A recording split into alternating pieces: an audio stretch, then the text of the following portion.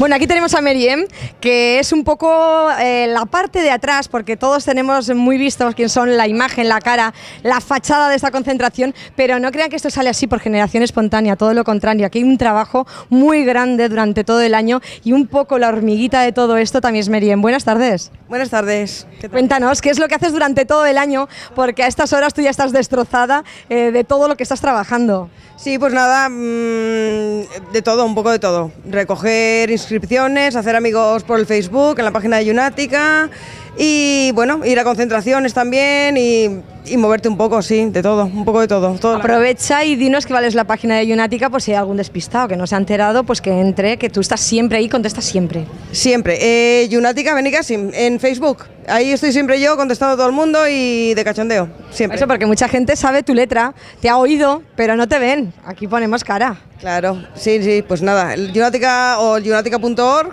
o Yunática Facebook. ¿Satisfecha con este fin de semana? ¿Cómo nos está saliendo la gente que viene? Cuéntame. Muy bien, muy bien. Me parece que ha venido mucha gente, el tiempo acompañado y todo el mundo de muy buen rollo, no ha habido quejas de nada y genial, genial. Te he visto ahí muy atareada, un poco a la sombra. ¿Qué estabais haciendo en este momento? Ahora que parece que ya tenemos todas las camisetas entregadas, la gente está contenta, ha comido, se lo están pasando bien. ¿Y el trasfondo qué nos estás haciendo ahora? Ahora estoy contando las inscripciones para saber qué club es el más grande, para darle los premios al club con más gente, al club más lejano, o sea, moteros más lejanos y demás. Motera más lejana. Motera también más lejana. Y eso estamos haciendo, contando todas las inscripciones.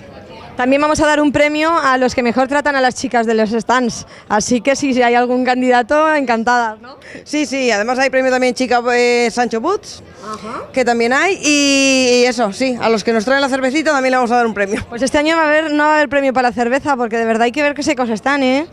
Verdad, nadie nos ha traído una cerveza. Es una vergüenza, la verdad. Una vergüenza. Voy a hablar Lo con reivindicamos, tenemos sed. Tenemos sed. No nos han dejado aquí de pequeñitas y nos dejan crecer.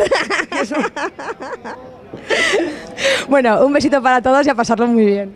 Un beso a todos y que lo paséis genial.